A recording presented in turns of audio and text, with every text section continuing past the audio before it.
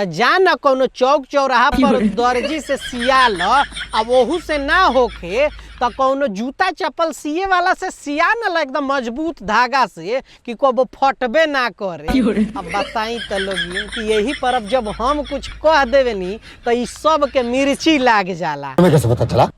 आई एकर भौजी के देख सामान फाटता। अब काहे सामानवा फाटता ई तो ई भौजी आ ना तो है गौड़सिया ना मतलब कि शशिलाल यादव जवन भाई ओकरे नु पता होई कि काहे फाटता ई काहे फाटता।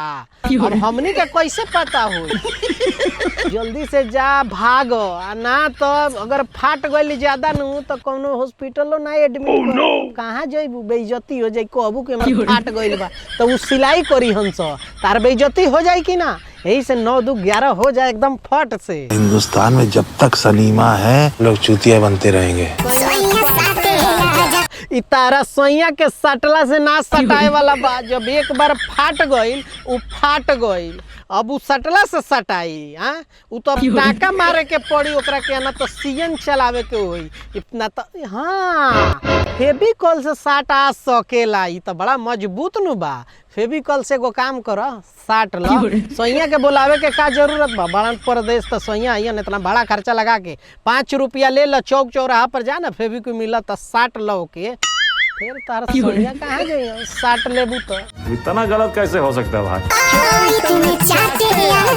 देखिए गर्मी के दिन बा पसीना बड़ा नमकीन बा। चाट चाट के कोनो बीमारी ना ध लेवे तोरा सैया। अरे मुझे चक्कर आने लग गया अब।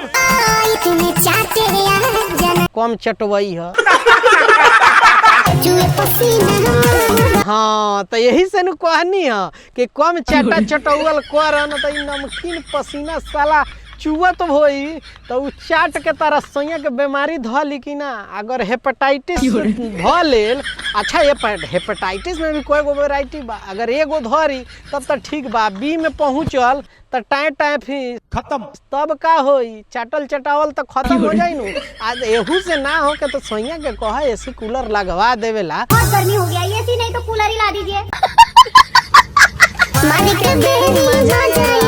का राजा मारे के मजा बेरी तारा के लॉलीपॉप देत होई गिफ्ट उफ्ट और बाबू सोना खूब करत होई। जौले मजवा नाम मरले रहल होई। मजा मारला के बाद तब तो तू कौन हम कौन मुँह घुमा के सुत जात होई। हाँ न ये कहे के चाहता रू का भौजी कि कुछ और कहे के चाहता रू ना कहला।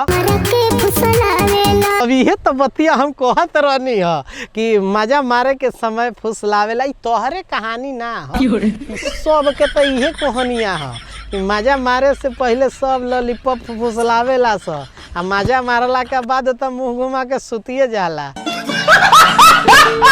तो कौनो बात नहीं तोहरे पर ना बीतता ई सब के इहे हाल बा।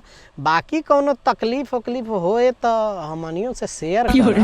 खाली मर्दे से शेयर करबू का कहत हमनियों कुछ हेल्प कर सकेनी तो हराला। अब ना ओकर मतलब कि एसी कूलर वूलर लगवा सकनी। बाकी गलत गलत ना सोचिए हमनी बहुत शरीफ आदमी है सब। और तोहनी लोग के का लागत भाई लोग जाता नीचे कमेंट करके अपना राय दो तो मिलता नहीं अगला वीडियो में। बाय बाय टेक केयर जय हिंद।